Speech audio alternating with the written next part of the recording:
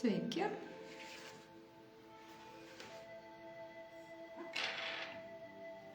Palauksiu, kol kas nors prisijungs. Vilnius šiandien bėga, tai visas senamiestis ir žvėrynas yra užtvertas. Kad daug renginių mūsų mieste tai yra gerai, bet kai kažkur reikia nuvažiuoti, tai nėra labai gerai. Va, matau jau keli žmonės prisijungusius. Tai kas čia atėjo pasiklausyti antros dalies apie Čiagą, pasilikite, parašykite komentarus.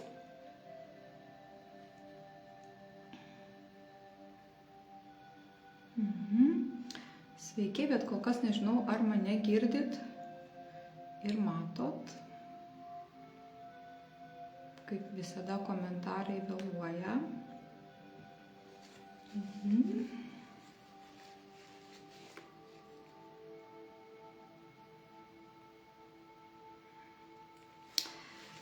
Tai ką, šiandieną tęsiam pokalbį apie Čiagą. Kaip atrodo Čiaga, aš jums parodžiau praeitą kartą. Galite rasti mano įrašą mano sienoje. Įrašas buvo praeitą penktadienį. Įrašą galite pažiūrėti per 30 dienų. Po 30 dienų įrašai dingsta. Tačiau aš ko gero atsisiųsiu ir įkelsiu, kad būtų visada ir kad visi besidominantis gydomaisiais grybais galėtų pasižiūrėti. Na ką, šiandien žadėjau, kad pakalbėsime plačiau apie Čiagą, apie būtent sudedamąsias dalis, apie sąveiką su vaistais, apie pašalinius poveikius, nes imant bet kurią natūralią žaliavą, ar tai būtų žolė, ar tai būtų augaliniai preparatai, ar tai būtų grybai, pagrindinė taisyklė yra nepakenk. Ir tai, kas vienam gali būti labai nuostabus vaistas, kitam gali būti nuodas. Tai labai norėčiau perduoti ir tas žinias apie Čiagą, kam nevertėtų vartoti Čiagos, kam nereikėtų vartoti tam tikrų produktų būtent su Čiaga, kokiom dozuotėm ir kaip savo nepakenkti, o padėti. Tai tiek būtų šiandien iš teorinės dalies ir pradėsime, tai yra pratęsime mūsų dvigubo Čiagos ekstrakto gamybą. Praeitą kartą pagaminome spiritinę ištrauką, tinktūrą ir tai yra pirmoji ekstrakto dalis. Šiandieną gaminsime antrąją dalį, vandeninę ištrauką ir kartu sujungsime abi dalis į dvigubą ekstraktą. Toks gamybos būdas yra ko gero geriausias, ką mes galime išgauti iš Čiagos. Jeigu jums atrodo per sudėtinga, tai tikrai galite gaminti ir atskirai tuos ekstraktus ir vartoti atskirai ir nebūtina daryti taip, kaip sudėtingiau. Tačiau, jeigu apžvelgsime Čiagos sudėtį, matysime, kad joje yra komponentų, kurie yra tirpūs vandenį ir tokių komponentų yra tikrai daug. Todėl vandeniniai Čiagos ekstraktai yra labai populiarūs ir tikrai būna veiksmingi. Taip pat yra labai daug komponentų, kurie yra tirpūs spirite, alkoholyje. Alkoholis yra geriausias, stipriausias ekstrahentas. Alkoholis tirpina viską. Jeigu paimsite lašinius ir riebaluotą pirštą išvalysite spiritu, išvalysite labai paprastai, labai lengvai. Taigi spiritas tirpina ir dažniausiai riebaluose, aliejuje tirpius ingredientus. Na gerai, tai Čiagoje yra iš viso virš 200 biologiškai aktyvių junginių. Virš 200.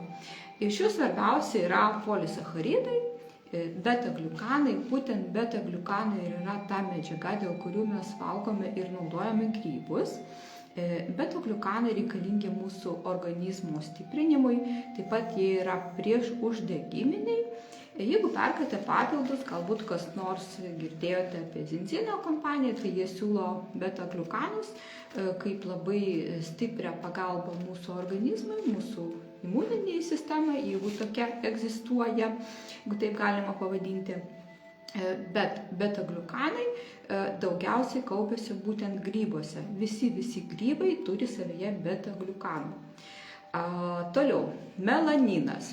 Ko gero irgi girdėtas komponentas, vienas stipriausių antioksidantų. Melaninas prisideda prie ląstelių apoptozės, reiškia, kad jis kovoja su vėžinėm ląstelėm.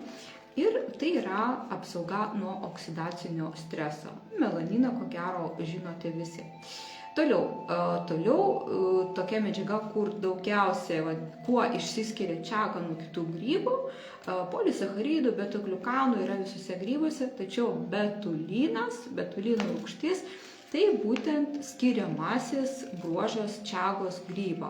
Ir betulino rūgštį čiaga ima tiesiai iš beržo žievės. Jeigu pasižiūrėsite į beržą, tai va ta baltoji žievė, tai čia ir sukoncentruotas betulinas. Ir būtent tą betuliną pasiima čiaga ir tai yra toks junginys, kurio kitų grybų neturi. Tai būtent dėl betulino čiaga irgi labai vertinama dėl savo priešvėžinių savybių, hepatoprotekcinių. Kas yra protect angliškai yra apsaugoti. Tai kai aš kalbu apie protektorius, apie kažką, kai šiandien kažkas pajuokavo po mano įrašų apie kanadinę rykštenę, kad tai yra inkstų protektorius ir pasakė, kad beveik kaip mano padangos. Taip, tai yra ta pati esmė, tai yra apsauga. Hepatoprotektorius reiškia, kad apsaugo jūsų kepenis. Taigi betulino rūgštis pasižymi priešvėžiniam, antivirusiniam ir hepatoprotekciniam savybėm. Toliau triterpenoidai. Triterpenoidai pagrinde slopina uždegimą ir reguliuoja cholesterolį. Taigi čiaga aktuali ir tiem, kas turi didesnį, aukštesnį cholesterolį. Čiaga turi daug fenolinių junginių. Tai yra flavonoidai, fenolių rūgštys, kurie pagrinde pasižymi antioksidaciniais ir priešuždegiminiam savybėm. Čiagoje yra nemažai mineralų, tokių kaip kalis, magnis, cinkas, geležis, manganas bei fitosterolių. Fitosteroliai teigiamai veikia širdies ir kraujagyslių sistemą ir dėl jų čiagą taip pat galima pavadinti ir kardioprotektorių. Taigi čiaga apsaugo ir mūsų širdelę. Einant iš to, kokias pagrindinės medžiagas čiaga turi, jau galime įvertinti ir aptarti, kokiasgi savybės turės tiek pati čiaga, tiek čiagos įvairūs ekstraktai ir produktai. Pirmiausia, tai imunomoduliuojanti, kitaip tariant, stiprina organizmo apsauginės reakcijas. Tai čiagą vartoti jau vien dėl to, kad pasiruošti peršalimo ligų sezonui, pasiruošti tam didžiajam išvalymo procesui, jau vertėtų. Toliau antioksidacinės savybės, tai reiškia apsauga nuo oksidacinio streso, o kaip žinom, oksidacinis stresas yra mūsų senėjimo pagrindinė priežastis. Taigi čiagoje esantis junginiai neutralizuoja laisvuosius radikalus bei lėtina senėjimą. Tai čiagą gali pavadinti ir anti-age produktu. Ir priešuždegiminės savybės, jau ne vieną kartą minėjau, kad ir vienos ir kitos medžiagos yra priešuždegiminės. Taigi priešuždegiminės savybės, tai reiškia, kad čiaga lėtina ir mažina tiek lėtinius uždegimus, tiek ūmius. Dabar mes vėlgi žinom ir labai dažnai girdim tą savoką lėtinis uždegimas, oksidacinis stresas, tai tokios populiarios, galbūt net populistinės savokos, kai organizmas lėtai praranda savo jėgą, savo stiprumą ir atsiranda tam tikrų būklių, kaip smegenų rūkas, kaip silpnumas, jėgų neturėjimas. Tai visą nuo tokių būklių apsisaugoti būtent ir padeda čiagos preparatai. Toliau priešvėžinė, kalbant apie žmones, tai tyrimų tikrai tokių labai patikimų nėra. Tyrimai buvo atliekami tik su pelėmis, tačiau dauguma mikologų vis tik laikosi šios nuomonės, kad čiaga turi priešvėžinių savybių, nors vienareikšmiškai taip teigti galbūt bijočiau, tačiau atskiri čiagoje esantis junginiai jau ir tyrimuose parodė savo priešvėžinį aktyvumą. Taip pat dar viena puikiai čiagos savybė, tai hipoglikėminė. Ką tai reiškia? Tai reiškia, kad čiaga mažina cukraus kiekį kraujuje. Ir apie šią savybę tikrai asmeniškai girdėjau ne iš vieno kolegų, ne iš vieno kliento vartojančių čiagą tam tikrą laiką, kurie pastebėjau, kad taip tikrai cukraus šuoliai kraujuje tapo tokie netokie dideli, mažiau reikia, jeigu tie, kas vartoja vaistus nuo aukšto cukraus, reikia vartoti mažiau vaistų ir tiesiog yra geresnė savijauta. Toliau hepaprotekcinė funkcija, hepaprotekcinė savybė, būtent čiaga palaiko kepenų veiklą.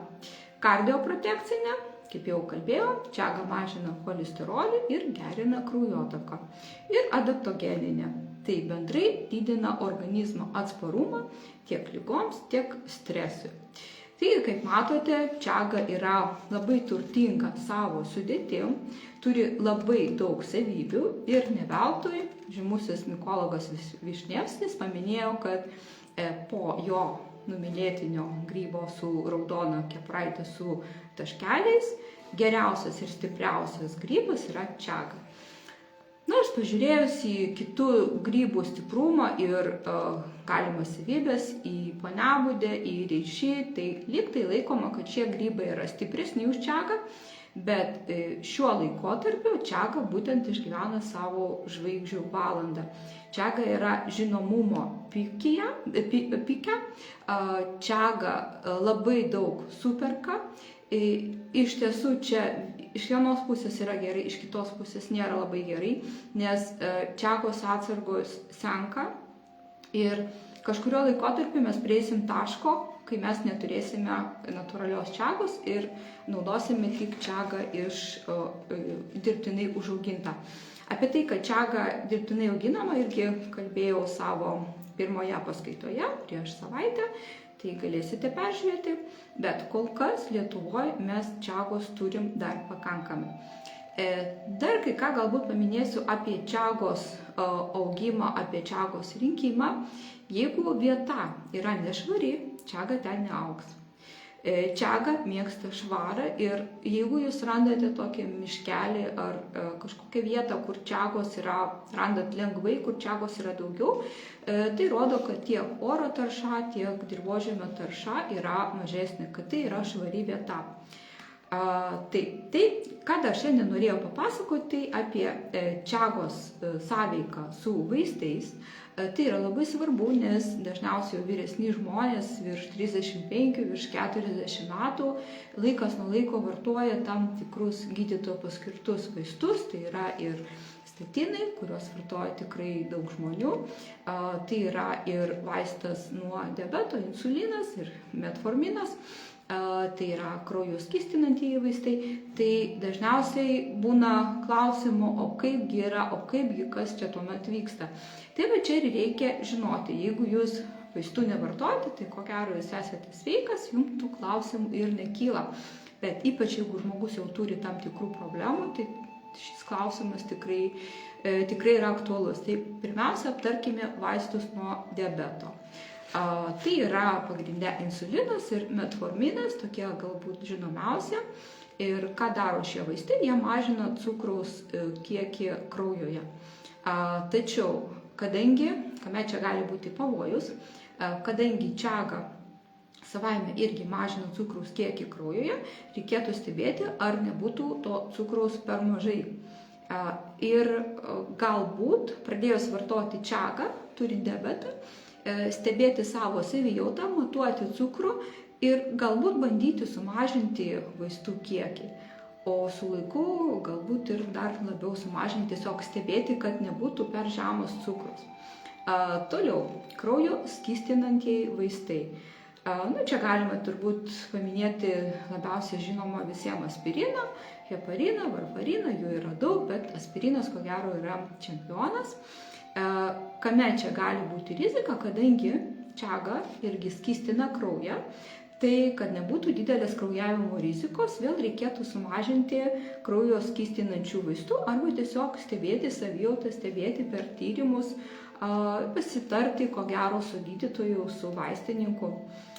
Toliau, kita vaistų grupė irgi labai populiari, nes dabar dauguma žmonių gyvena padidinto streso sąlygomis, dauguma naudoja antihipertenzinius, kraujospūdį mažinančius vaistus ir kadangi pati čiaga irgi mažina kraujospūdį, tai vertėtų save stebėti, ypač vartojant vaistus, ar nebus mano kraujospūdis per žemas. Toliau, imunosupresantai. Tai galbūt tokia retesnė būklė po įvairių transplantacijų, taip pat kartais jie naudojami autoimuninių ligų gydyme. Ir kągi gali padaryti čiaga? Čiaga gali susilpninti, slopinti jų poveikį.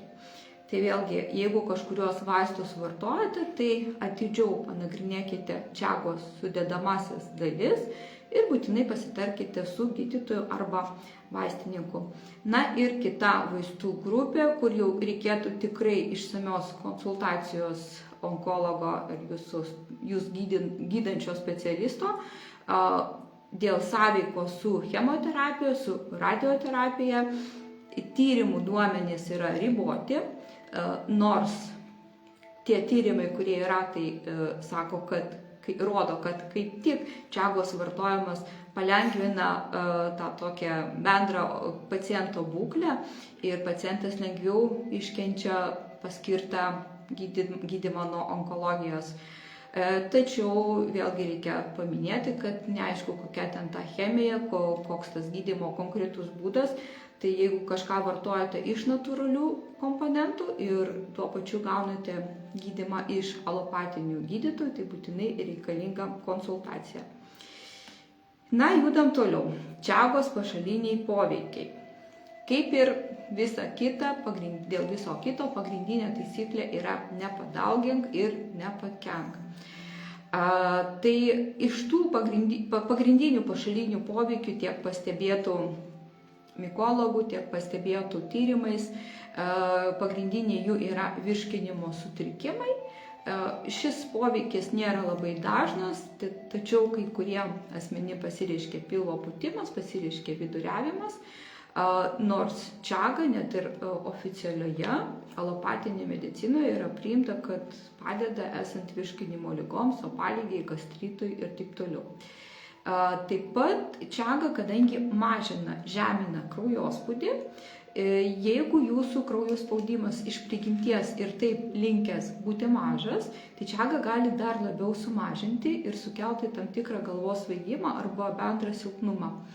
Labai išsigąsti tos būklės nereikėtų, bet tiesiog galbūt nevartokite čiagos tuo metu, tuo dienos metu, kada jūsų kraujospūdis ir taip yra labai žemas. Galbūt jau netinka čiaga ryte. Kada geriau vartoti čiagą ryte, dieną ar vakare? Kadangi čiaga turi savyje tonizuojančių savybių, tai nerekomenduojame čiagos vartoti vakare, kad vėliau nebūtų sudėtinga užmigti. Tai dėl to geriau čiagą vartoti pirmoje dienos pusėje. Tačiau tiem žmonėm, kurie atsikelia ryte, vos paeina ir jų kraujo spaudimas yra labai mažas, tai čiaga gali dar labiau pamažinti spaudimą. Tai todėl reikia atsargumo priemonių. Toliau, čiaga gali sukelti hipoglikemiją.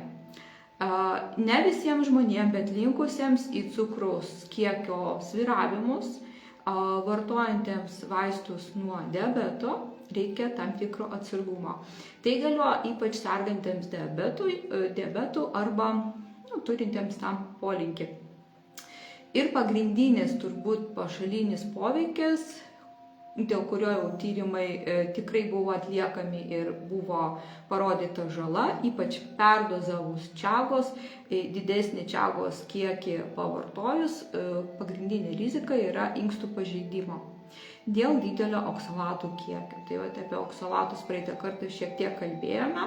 Tai kas yra linkęs į inkstų akmenligę, Tai vėlgi reikia atsargumo ir jūs negalite vartoti čagos tiek, kiek gali vartoti kiti žmonės. Na, ypatingai, jeigu jūsų maiste yra daug ir kitų oksalatų. Ir labai retais atvejais pasitaiko alerginių reakcijų. Tai pagrindiniai pašaliniai poveikiai ir dar šiek tiek apie papildomas atsargumo priemonės. Vis tik čagos nerekomenduojama vartoti nėščiosioms ir maitinančioms. Negaliu pasakyti, kad yra įrodyta, kad tai pakenks vaisiui arba žindomam kūdikiui, tačiau tiesiog nepakanka saugumo tyrimų. Asmeniškai aš, kai pastojau, tai čagą perdaviau vartoti kitiem moteriam ir nenorėjau rizikuoti, buvau atsargi šioje vietoje. Toliau, atsargumo priemonių turi imtis diabetikai, vartoti pasitarus su gydytoju ir tikrai įvertinus savo cukraus šuolius. Taip pat atsargiai vartoti žmonėms turintiems inkstų ligų arba linkusiems į akmenligę. Ir nevartoti kartu su kraujo skystinančiais vaistais be gydytojo priežiūros. Vėlgi stebėti save.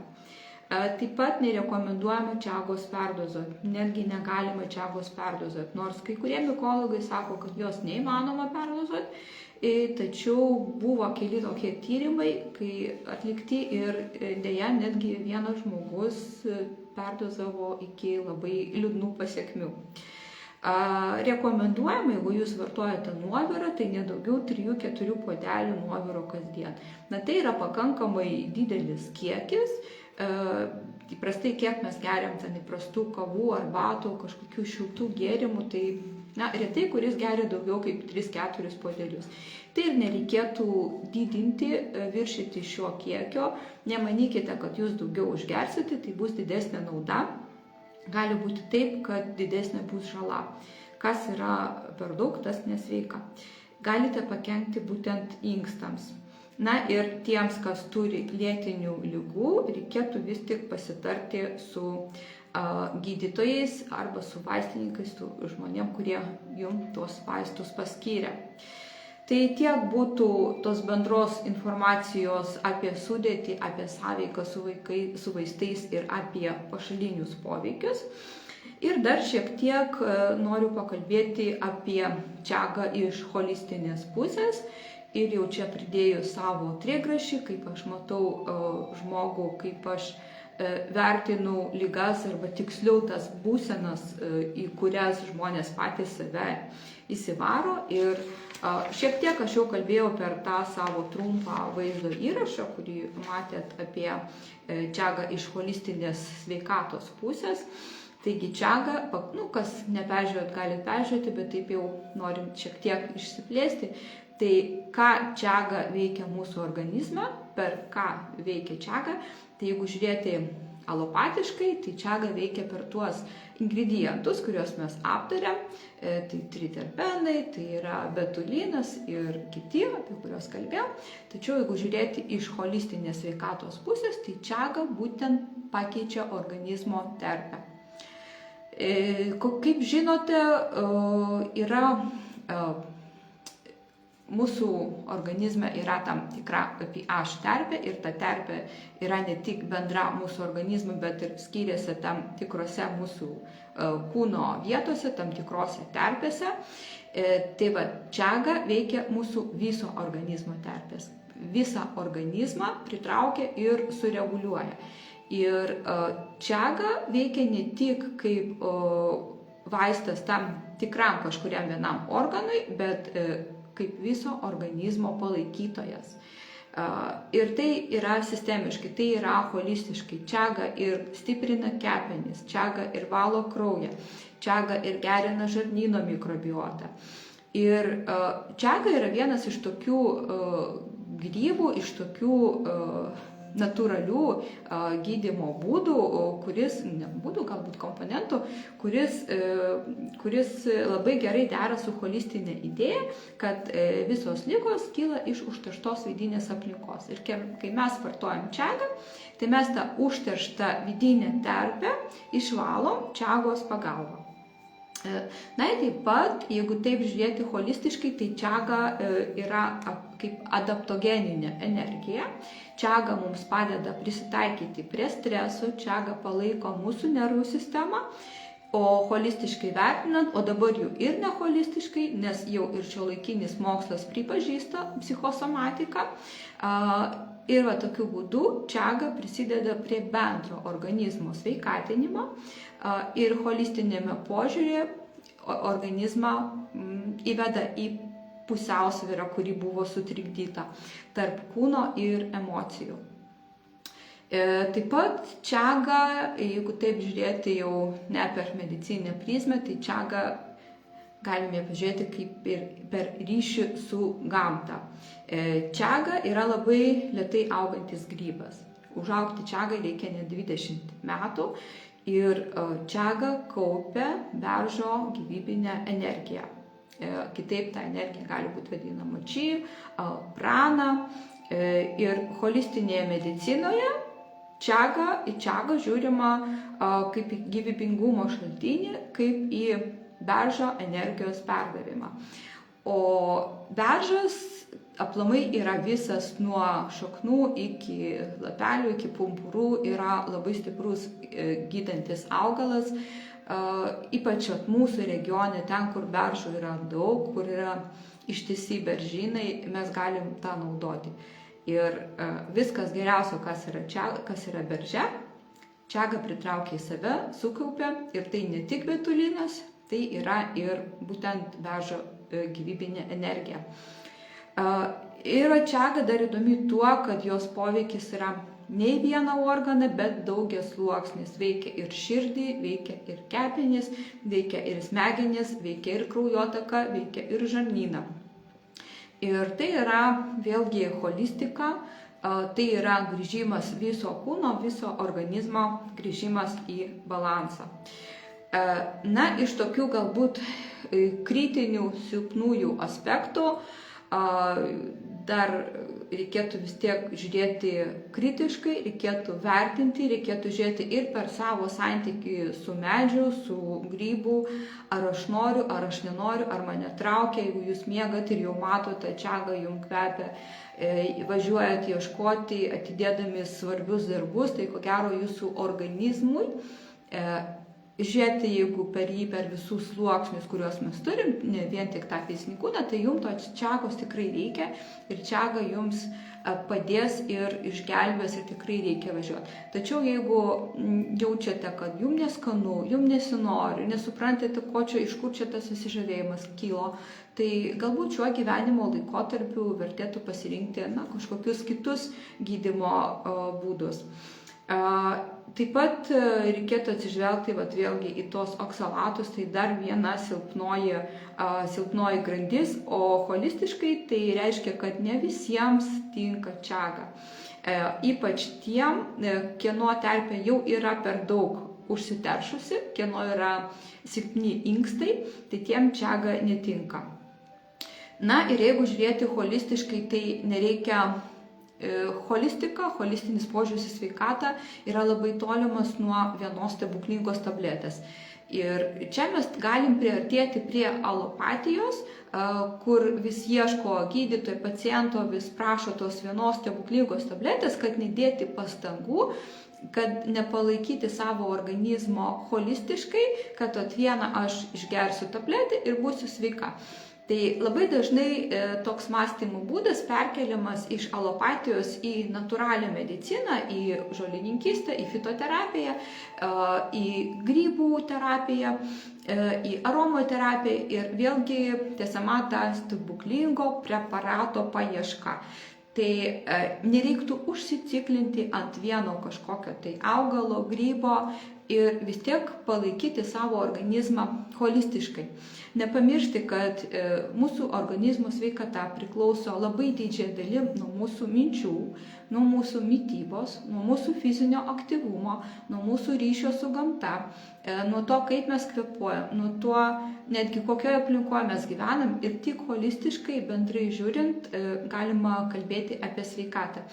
Jeigu jūs toliau valgysit bandeles ten vakarais, visiškai nejudėsite, gyvensite paskutiniam daugiabučio aukšte, pačiame miesto galbūt, nežinau, Vilniaus centras yra pakankamai švarus, bet kažkur tai labai užterštoje aplinkoje, tai nei čiaga, nei kas kitas jums nepadės. Taigi, taip, jeigu žiūrėsim holistiškai, tai negalima išaukštinti vienos priemonės. Tai reikėtų vartoti jų tikrai ne vieną, o sudaryti vaistinėlę, kurią įtraukti tiesiog į savo gyvenimą ne vien tik kaip vaistą, bet kaip maistą, kaip super maistą ir vartoti nuolat.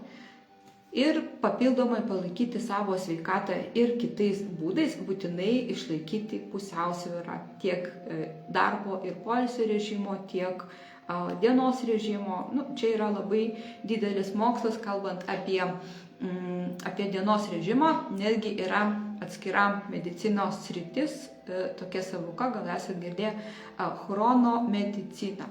Kas dalyvavote mūsų moters sveikatos kurse, tai mano buvo gan plati paskaita būtent moterims apie chronomediciną. Jeigu čia yra merginų, galite grįžti ir peržiūrėti tą paskaitą, kas dalyvavote. Ir taip pat holistiškai žiūrint galime vertinti ir tą sąveiką su vaistais. Jeigu žmogus jau vartoja tam tikrus vaistus, kurie... Kas yra liga? Liga yra disbalansas, yra disharmonija, yra per tirštas kraujas, yra per daug cukraus, yra per aukštas spaudimas. Ir ta disharmonija, tas disbalansas atsirado dėl tam tikrų priežasčių. Galbūt per didelį stresą žmogus jaučia, galbūt per daug neteisingos mitybos, skatinančios tuos cukraus šuolius. Ir per ilgą laiką visą tai privedė prie tokių ilgalaikių jau pasekmių, kai diabetas antro tipo ar kai aukštesnis nuolatinis kraujo spaudimas dėl pagrindinės ilgalaikės įtampos kraujagyslėm ar kitų priežasčių.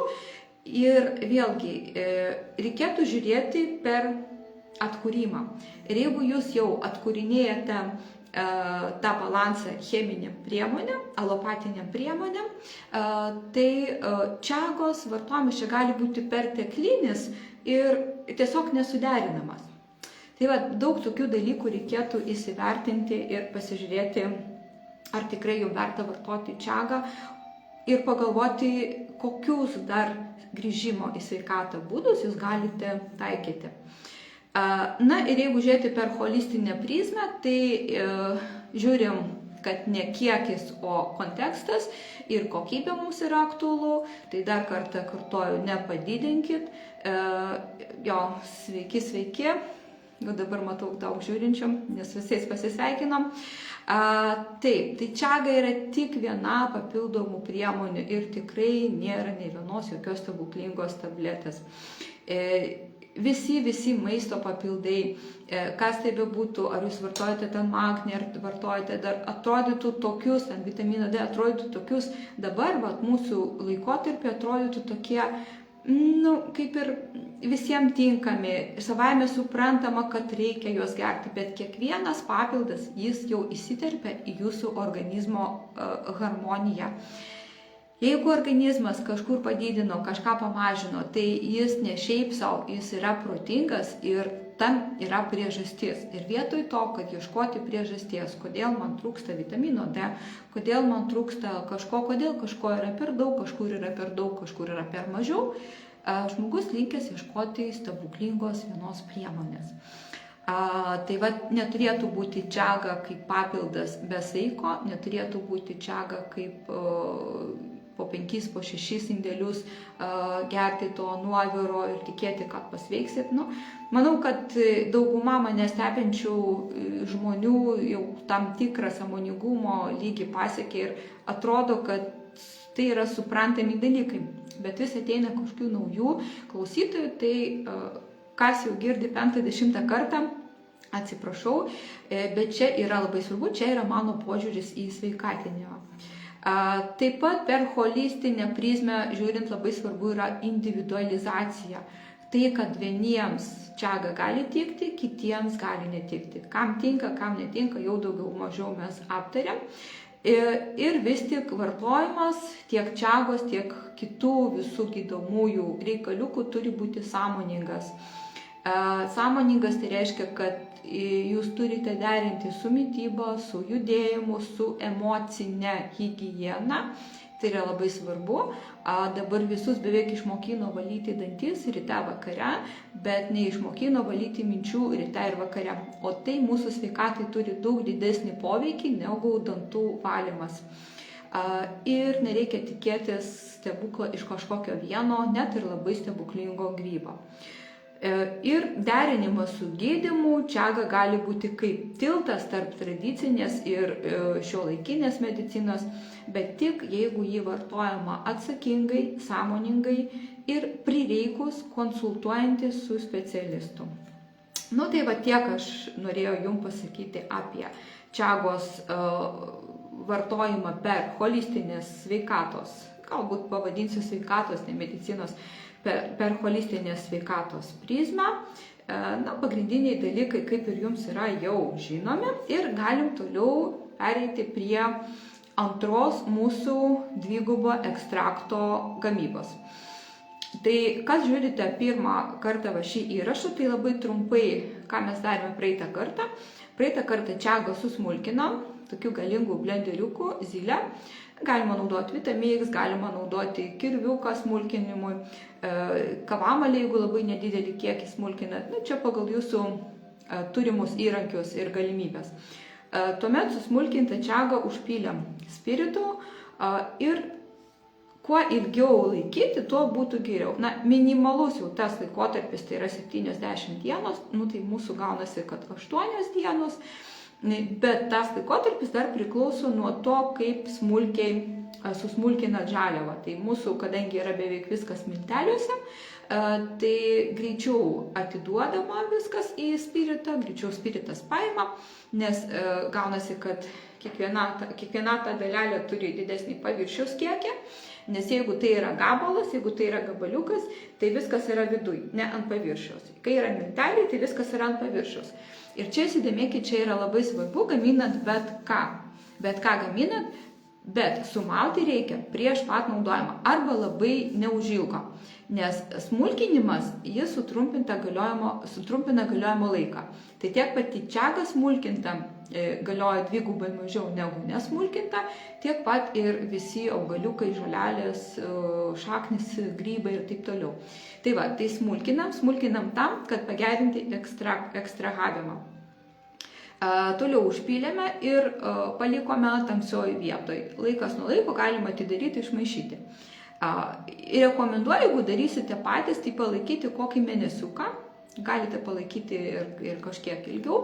Būtų gerai, jeigu jūs užrašytumėt datą, ant indelio tiesiog užrašyti datą, kada jūs pastatėte į tamsią vietą. Ta vieta neturi būti nei šalta, nei karšta, tiesiog vėsi. Tai gali būti sandėliukas namų, tamsus kambariukas ar kažkur, kur jums labai netrukdo. Ir per tą laiką mūsų spiritinė ištrauka jau pasigamins. Tai yra viena dalis, pirma dalis, ir spiritas ištraukia jau didžiąją dalį visų čiagoje esančių veikliųjų medžiagų. Bet mums reikia, kad būtų dar įdomiau, kad būtų paturbintai. Tai todėl mes šiandien darysime antrą dalį. Tai papasakosiu, kaip darysiu, nes darysime ne visai taip, kaip reikėtų, nes mes turime laiko nedaug, o reikėtų jums tą nuovirą kaitinti kokias 8 valandas minimum.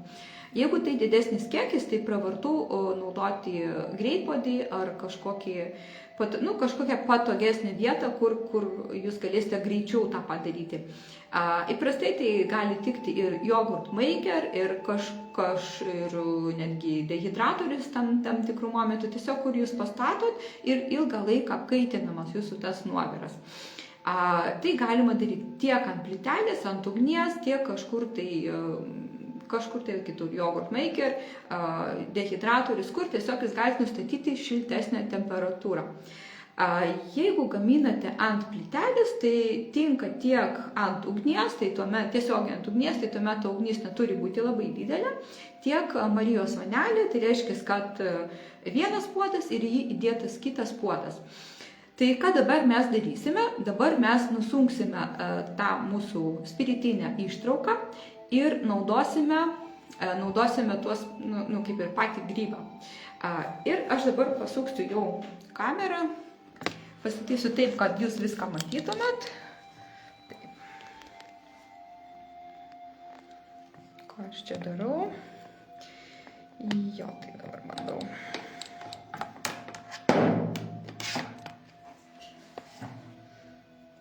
Nu, gal ir nieko.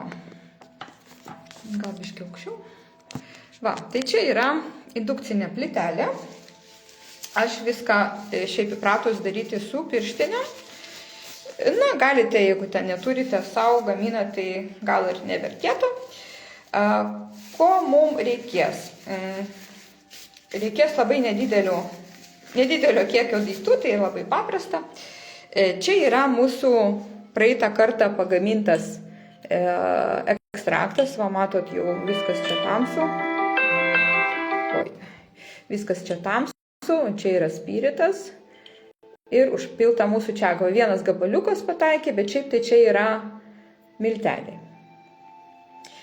Tai dabar mes nusunksime ir tuomet va, šitą, ką iš čia išimsime, skystį atskirai padėsime, o šitą, ką išimsime, kaitinsim. Taip, dabar, kad jūs matytumėt, pereinu čia.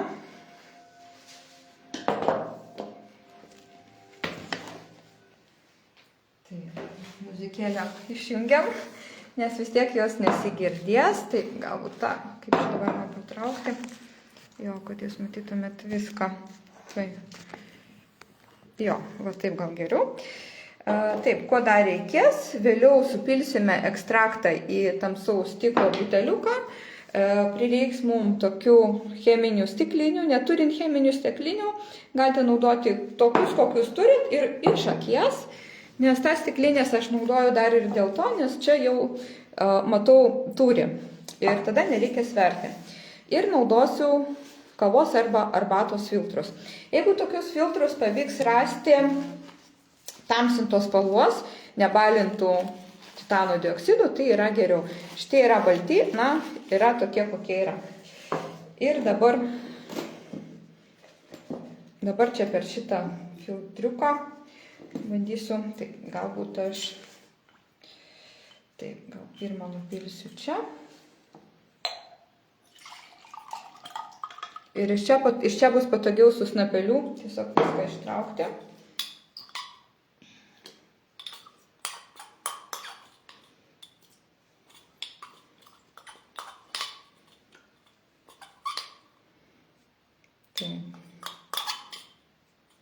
Taip. Galite, aišku, taip nesiterlioti, nežaisti, tiesiog nusipirkti 2 ekstraktus, vieną spiritinį, vieną vandeninį ir juos sujungti. Bet man patinka viską daryti nuo pradžių iki pabaigos pačiai ir patinka tos terlionės. Jo, tai dabar supilam. Čia kažkiek laiko užtruks. Ir pats gėris mūsų.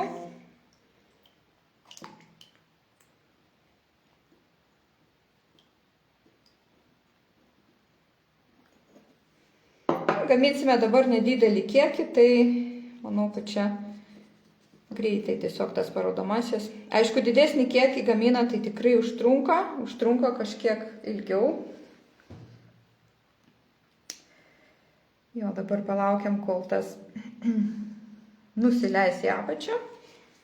Spiritas, taip reikėtų atskirti. Galima naudoti merliuką, galima naudoti, čia galbūt bandysiu pagreitinti procesą. Galima naudoti merliuką, galima sietelį, čia jau kaip ir jūsų fantazijos ir turimų įrankių ir priemonių reikalas. Mes gaminsime 100 ml. Dabar atskirsiu tirščius ir tirščius kaitinsim vandenį. Dažnai užduoda klausimą, kiek reikia vandens. Vandens reikia iš akies, nei vienas autorius šio metodo nenurodo, koks tiksliai vandens kiekis. nes vanduo garuoja. Ir vanduo garuoja visiems skirtingai. Ir vandens reikėtų dapilinėti į tą antrą dalį, kurį jau kaitinsim. Vandens reikėtų nuolat dapilinėti, kad jo būtų pakankamai daug. Ir kaitinti ilgesnį laiką, geriau uždengus dangčiu, kad mažiau išgaruotų viskas. Ir tas kaitinimas turi trukti apie 8-20 valandų. Kuo ilgiau, tuo geriau. Ir geriau kaitinti ne aukštoje temperatūroje, bet ilgesnį laiką. Koks čia gaunasi tamsus tas skystis mūsų. Čia gal jį pakabinti tiesiog ir palaukti. Truputį bandau, nes kartais tie filtriukai plyšta, tai čia reikia atsargumo. Aš jų dėl to turiu jų 2 pasiėmus. Jeigu kažkiek spirito liks, nieko baisaus, spiritas dar nepabėgo, ne? Spiritas išgaruoja. Spiritas išgaruos, nieko čia baisaus.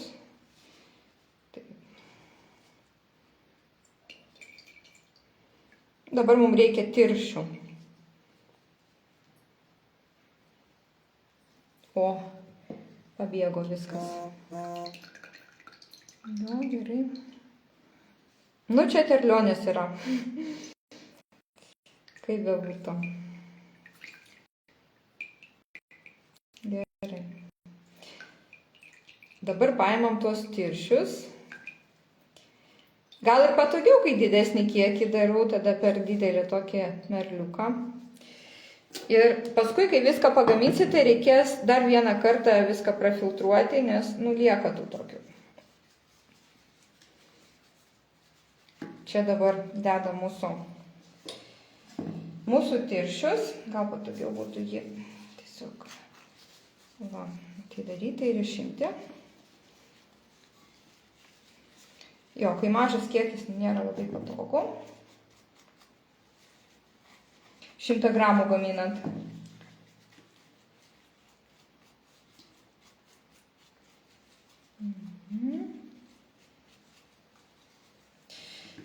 Gerai. Dabar, gavosi čia toks dalykas. Dabar užpilam viską vandenuku. Ir jungiam. Dabar jau viskas čia pas mane nešvaru. Pirštinės visos čiagoje. Gerai, taip. Įpilam vandenuko ir įjungiam. Kiek reikia vandens, niekas nenurodo tiksliai, kiek reikia. Tiek, kad jūs galėtumėte tas 8 valandas pakaitinti. Bent jau 8 valandas. Ir jungiam. Iš pradžių bandau galbūt taip ant nedidelės ugnies. Vėliau, jeigu matysiu, kad ugnis yra per didelė, tai tuomet darysime Marijos vonelėje. Vonelėje. Čia pro šoną nuėjo.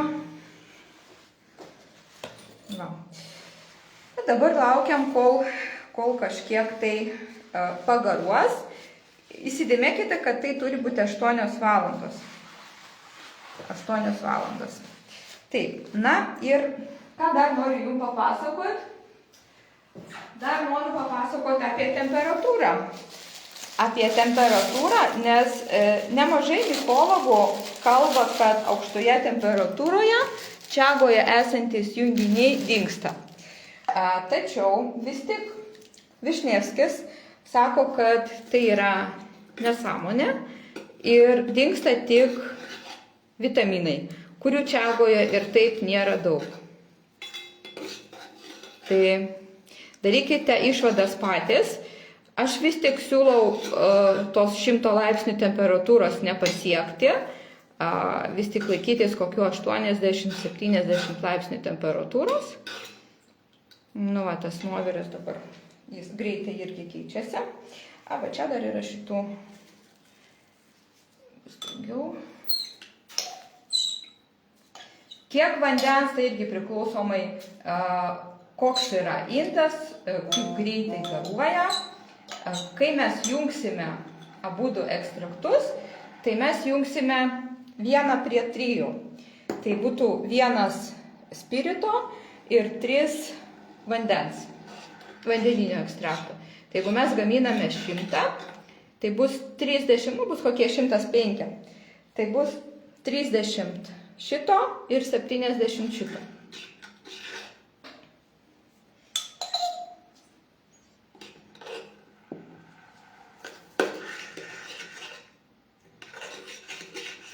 Ir dabar aš nedavesiu iki virimo, tiesiog tokį karštą jį laikysiu. Na, tas dvigubo ekstrakto gamyba, nu, iš tikrųjų, tai yra kas veikti, vis tik yra kas veikti, bet jūs gausite jūs gausite ir vandenyje tirpių molekulių, ir spirite. Per vieną kartą, viename ekstrakte jūs gausite geresnį rezultatą. Kaip vartoti tokį ekstraktą ir koks yra jo galiojimo laikas, palyginus su, jeigu jūs darote jeigu darote tik alkoholinį tinktūrą arba tik nuovirą vandeninį, tai toks ekstraktas galioja trumpiau negu alkoholio tinktūra, bet ilgiau negu nuoviras, kadangi jūs jungiat viską. Nu, tai keli mėnesiai yra galiojimo laikas tokio ekstrakto, vėlgi priklauso nuo laikymo sąlygų. Vartoti reikėtų po valgomąjį šaukštą per dieną, kelis kartus. Čia toks labiau galbūt profilaktinis vartojimo būdas, jeigu jūs sergate, jeigu jūs turite tam tikrų būklių, tai tada ta dozė vis tik yra individuali ir gali būti jums kitokia. Taip. Dabar kažkiek reikėtų palaukti, kol čia įkais. Taip. Čia irgi išvalyti reikia.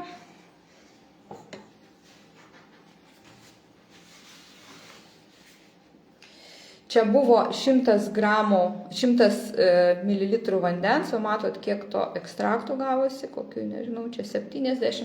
Nu, kažkiek liko to, kažkiek išsipilė, kažkiek jo liko ten. Dabar, kai garuoja, netgi jaučiamas dar alkoholio kvapas. Viskas čia gerai, viskas išgaruos. Dar ką galiu papasakoti, jeigu jūs netoleruojate alkoholio, jeigu jūs gaminate tą ekstraktą žmogui, kuris negali vartoti alkoholio, tai visus spiritinius ekstraktus galima dealkoholizuoti. Kas yra dealkoholizavimas? Tai yra mano grupė ilgesnis įrašas vistažolių gydomosios savybės, paskelbiau gal pernai dar įrašą apie dealkoholizavimą. Tai yra elementarus garinimas. Garinimas, tai mes žinom, kad alkoholis išgaruoja prie aukštesnės temperatūros ir kai bus tiesiog tas platesnis, nežinau, tas ne kaklelis, bet platesnis dubuo, ne aukštas, bet platus, tai kad būtų iš kuo daugiau jam garuoti, alkoholis išgaruoja, tai užtenka ten priklausomai nuo tinktūros kiekio, užtenka 15-20 minučių pagarinti ir palikti paskiau atvirai. Ir alkoholis išgaruoja, arba jos stipriai sumažėja, o veikliosios medžiagos lieka. Taip, tai ką aš galiu padaryti? Galiu atverti galbūt arba dar kartą praleisti pro filtrą šitą, bet jau gal kartu praleisime pro filtrą. Tai va, tokia ta gamyba. Kaip matot, yra kas veikti, bet yra ir įdomu tuo pačiu.